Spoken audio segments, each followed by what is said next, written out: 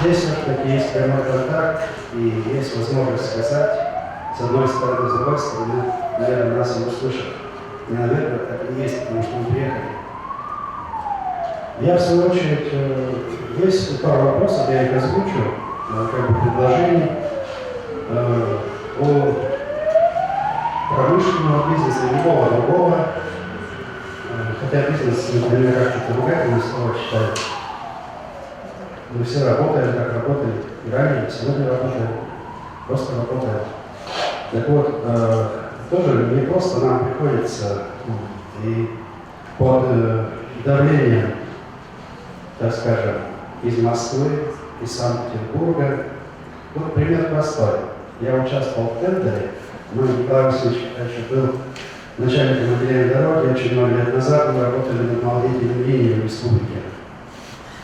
Железнодорожная линия, это Синякостов, значит, Троицко-Печорская линия, Сногост-Троицко-Печорский, Синья-Усинск.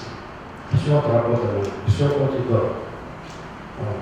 Но сегодня вот происходит немножко другая ситуация. Не идет никак РЖД, не идет никак другие какие-то структуры по легкому пути, а идет какой-то, выбирает себе очень сложный, тернистый путь. Я вот о чем. Вот мы недавно участвовали в конкурсе. Ну, понятно, что мы его никогда не выиграли. Хотя у нас все предложения замечательные. Правительство уходит, республика уходит от выпадающих, оплаты выпадающих доходов за пассажирские перевозки. Николай Васильевич, железнодорожник, он все знает, сколько совещаний проводили и так далее. А мы внутри организуем работу так, что не повышая тарифов для бизнеса, и пассажирские перевозки, и грузовые перевозки, не повышая тарифов, мы находим возможность работать с минимальной рентабельностью, то есть мы обеспечиваем рабочие места. Мы, значит, даем налоги в республику, потому что мы здесь живем и не собираемся отсюда уходить. То есть, казалось бы, взаимовыгодно такое должно быть как-то вот это партнерство, но, к сожалению, очень долго это все затягивается и никак не слышат нас. Так вот, и пожелание такое, чтобы все-таки правительство республики обратило на тот факт, что значит, нужно здесь на месте в республике поддержать предпринимателей разных уровней. Потому что мы же видим, что тендеры это чисто формальность, конкурсы, они чисто формальный характер у нас. Да. Это пустое. Я у себя уже на своем предприятии запретил выходить на какие-либо конкурсы, потому что коллектив держишь, нанимаешь со стороны людей, значит, куча расчетов, куча бумаги, это все времени, это куча денег уходит и все на корзину, потому что это все пустое. Вот на сегодняшний день организует железнодорожную работу на железнодорожных путях та организация, которая выиграла СПС эту работу.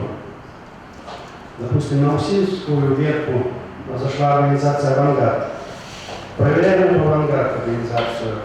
Бизнес какой у них? Стирают они или ресторанный бизнес. Они выигрывают железнодорожную, серьезную работу железнодорожную, где ходят пассажирские поезда. К ним, безусловно, даже мониторы пути на работу не идут. Но они, значит, как? Вот вам, значит, тут 7 тысяч мы дадим официально, остановка конвейера, да? Это все знают, народ республики их знает это все. И вот они зашли, и вот так вот пути эти обслуживают, да? Но здесь, вот, допустим, если взять меня, материальная база создана была за эти годы, тепловозы стоят, ну, все есть, что нужно для работы.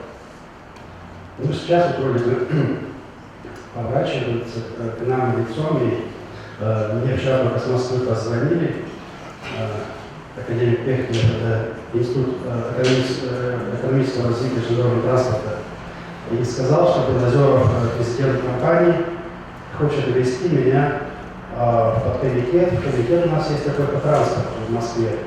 Вот меня, видимо, дальше уже назначат. Ну, конечно, я же молчать не буду. Если, конечно, вы меня поддерживаете здесь в республике. Вот это вот направление, которое я веду, которое я возглавляю, и которое общественной работой занимаюсь. Хотелось бы, чтобы поддержка была, чтобы свои предприятия проходили на конкурсах. Свои. Вот «Газпром» взять. Вот он рядышком. Вот у меня база здесь. База, рядом база «Газпрома».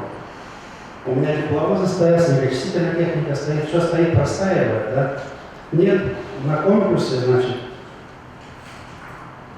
проходит организация питерского, у которой только одна авторучка. Это бесполезно. Все знают про нас, что мы здесь качественно работаем, хорошо работаем, работаем не за большие деньги, у нас конкурентоспособны. То есть у нас низкая, очень низкая оплата, да, то есть можем работать, нет, все равно проводят других.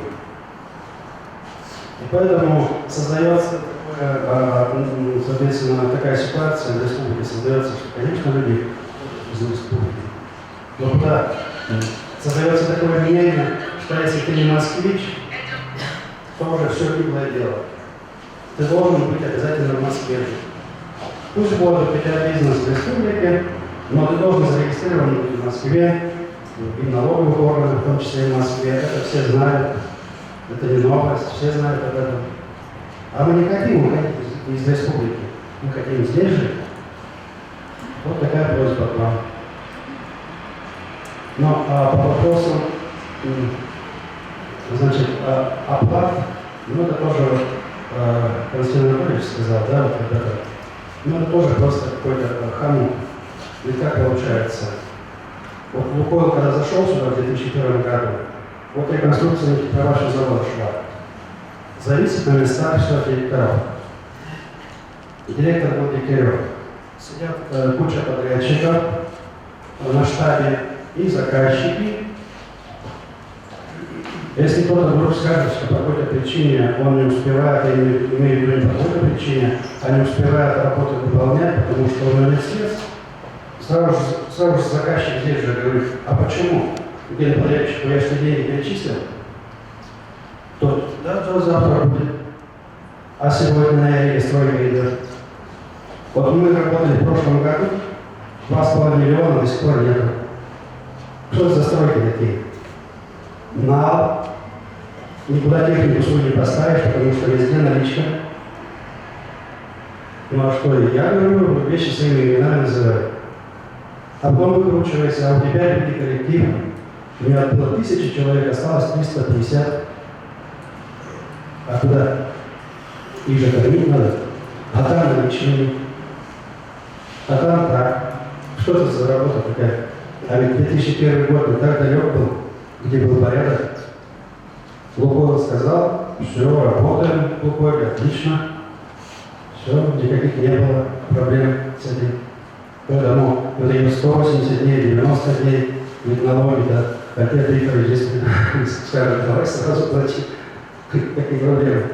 Налоги надо заплатить. Ты на бумаге выполнения имеешь. Налог на прибыль, если прибыль есть заплатить. Почему прибыль-то и прячут люди? Налоги прячут. А как? А куда? Хамут какой? Денег нету, а заплатить надо. А рабочим зарплату не заплатишь, посадят. То есть со всех сторон. И ты не хочешь предприятие, чтобы разрушилось тобой созданное, да? И вот это вот, конечно, у нас к вам большая просьба услышать. И вот как-то надо совместно с этим бороться. А в отдельно взятой республике, я думаю, можно бороться запросто. У вас есть для этого рычаги на этот бизнес крупняк, как назовем, что Русал, что Лукойл, что Газпром. Недра здесь у вас получают, как я понимаю. Но хочется отметить в конце еще моего нового выступления, поблагодарить Министерство промышленности. Очень здесь здорово помогает Министерство промышленности во главе с Николаем Николаевичем. Вот он первый срок работал, мы с ним работали. Он производственник, и у него команда вся такая, производственники. И к нему можно и зайти всегда в любое время. И самое основное то, что он не оставляет вопрос без внимания. Николай Николаевич всегда откликнется и всегда поможет. Ну что ж, давайте мы тогда с верой в будущее и в завтрашний день обустраивать с вами вместе эту республику, этот город Ухта, и снова ухтинцы гордиться Ухтой, и опять снова называть, как я в 1981 году приехал в жемчужина севера, Ухта. по-другому ее и не называли. Мы с вами. И дороги надо нам приводить в порядок, потому что моя дорога вот на Берегопе, она вообще ничейная. Я писал, устал,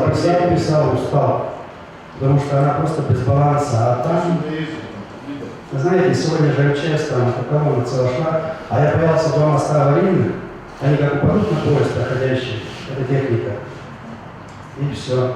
А там и государственные структуры находятся у ИТУ, да? И много бизнеса там находится, работает, промышленная промплощадка. Вот вы совместно с бизнесом постараетесь. Да. Запросто.